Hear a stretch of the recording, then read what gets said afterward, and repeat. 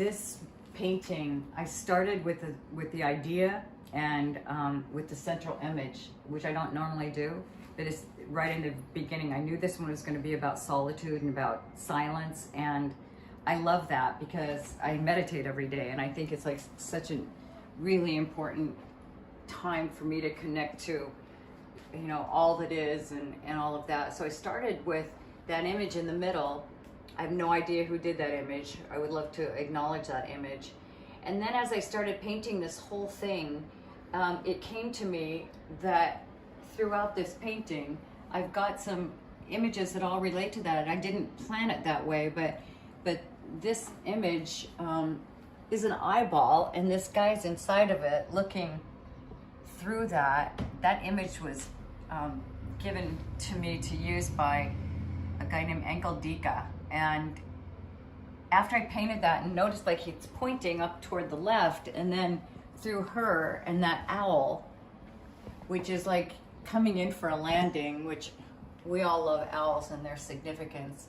And then I was at my doctor's office, my ophthalmologist office, and he had taken a picture of my retina, and then when he left the room, it was still up on his screen. I felt like, oh my God, I have to put that in there. So that became an image of this piece. Scattered throughout this piece is my favorite explorer from the 1800s. His name is Ernst Haeckel, who was a big follower of Alexander Humboldt, and they together were explorers back in the 17 and 1800s. And what an amazing thing to go all over these continents, to gather specimens from everywhere, put them in museums, sold them to monarchies, sold them all over the world, because they were also artists, because there were no cameras to film these things. So here they were on these big wooden boats with all these species, some alive, some not alive, some they were drawing, and their adventures are amazing. And these images were ones that I kind of adapted.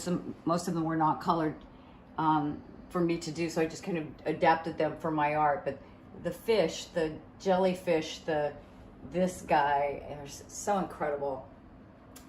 While I was in India, we were walking on a dirt road next to the Ganges, and there was a vacant lot, and it didn't look so beautiful, but on this concrete wall there was this amazing graffiti, and it was like a 20-foot long wall, and I took a photograph of it. And I came home and I did this big 4-foot painting of only this cow. And as I was painting it, I don't know why it didn't occur to me, but as I was painting it, I just thought it was clever and fun and kind of, you know, whimsical. And then I noticed, like, wait a minute, it has a halo and like a third eye. Of course, it's a holy cow like they have in India. So I then decided to do all of this kind of halo work around it and include it in this painting, because if India is anything else, it reminds you of the solitude you need to get to the next level. And appropriately above this guy are bees, which I put in a lot of my work. And one of the original reasons I use bees is because I used to cover a lot of my pieces with wax, like encaustic wax. And it was sort of like homage to the bees and how important they are. And then right above this, which I frequently do when I'm painting something, is drop over to my computer and see what the significance is of something. But these guys this is the dance of the bees, like how they tell each other, like they wiggle, they tell each other where the honey is for the day, where to go shopping for honey. And down in this part of the painting, I saw this quote and I love it so much. That is a favorite quote of mine. And some kids that I know that live in the Philippines asked me if they could use it for their wedding vows. So I sent that to them.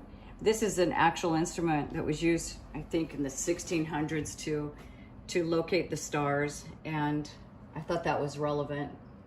And this whole painting is just, like, that's my hand actually, where I saw an image of somebody probably on some kind of mind-expanding drugs, like that. If you could scrape through just our reality, you could see the whole universe. So that's what that was about.